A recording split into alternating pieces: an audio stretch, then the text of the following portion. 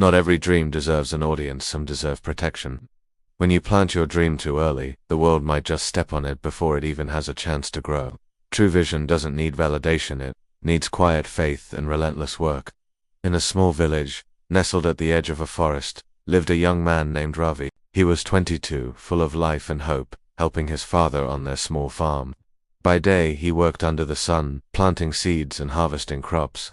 But by night, under the soft glow of an oil lantern, Ravi planted different kinds of seeds, the seeds of his imagination. Ravi dreamed of a life far beyond his village fields. He wanted to become a writer. He believed that words had the power to touch hearts and change lives. So every night, after his chores were done, he'd sit on his porch, open a worn-out notebook, and write until the stars faded from the sky. He dreamed that one day, people everywhere would read his words and feel inspired. At first, he was so full of excitement that he couldn't keep his dream to himself. He told his friends, he told his neighbors, he even told strangers at the village market. His eyes would shine as he shared his vision of becoming a writer. But instead of encouragement, he was met with laughter. One man chuckled, "A farmer wants to be a writer, that's impossible." Another said mockingly, "Stop wasting your time, boy, go back to your fields." Even some of his friends, who once cheered him on, began to say, "Dreams like that never come true. Just forget it." Ravi's heart sank. Each mocking word felt like a stone thrown at his spirit. Each sneer dimmed a light inside him. He tried to write again, but his hand trembled. His imagination, once so bright, was now clouded with doubt. For many nights, the pages of his notebook remained empty. His dream, once a glowing flame, flickered like a candle about to go out. One quiet evening, as Ravi sat outside, staring into the darkness, his grandfather came and sat beside him. The old man, with his silver hair and gentle eyes, noticed the sadness on his grandson's face. "What troubles you, my boy?" he asked softly. Ravi sighed. "Grandfather, I had a dream. I wanted to be a writer, but everyone laughs at me. They say it's foolish, impossible. Maybe they're right." The old man listened silently for a moment, then said, "Ravi, listen carefully. Dreams are like little seeds. If you plant them out in the open where everyone can see, people will step on them before they can grow. But if you plant them deep in the soil, water them quietly, and protect them from the world, one day they will grow into a tree so strong that no one can cut it down." Ravi sat in silence, letting those words sink deep into his heart. He understood. His mistake wasn't dreaming it, was sharing his dream too soon. That night he made a promise to himself. "I will no longer talk about my dream. I will work on it in silence."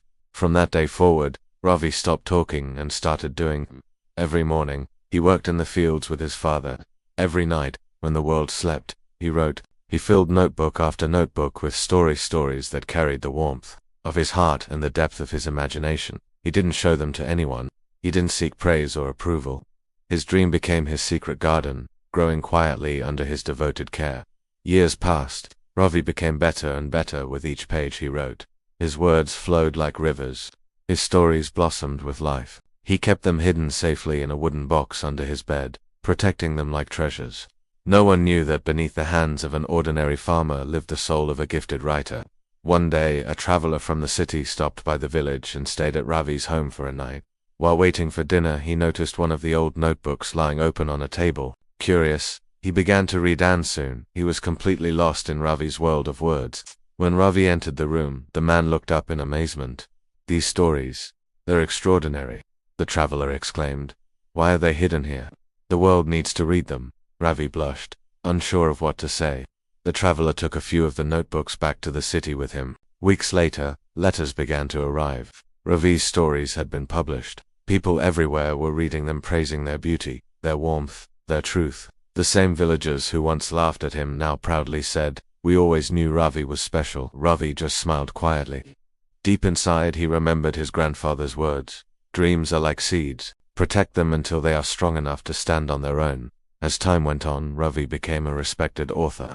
His books reached far beyond his village, touching lives across the country. But he never forgot his beginnings, the days of doubt, the nights of silent work, and the wisdom that changed everything. He often told young dreamers who came to him for advice, "Don't share your dream with everyone.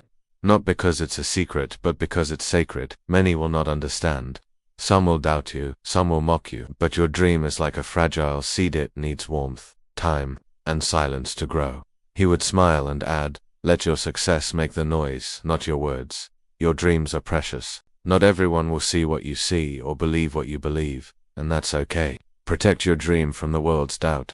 Work quietly, patiently, faithfully until your work becomes your voice. Because dreams don't grow from noise, they grow from nurture. When the time is right, your dream will bloom for the world to see, and no one will be able to deny its beauty. If this story inspired you, remember, the most powerful dreams are not shouted from the rooftops, they are grown in silence. Keep believing, keep working, and one day let your success tell your story. For more inspiring stories like this one, subscribe and join our community where every dream is protected, nurtured, and turned into reality. Thanks for watching.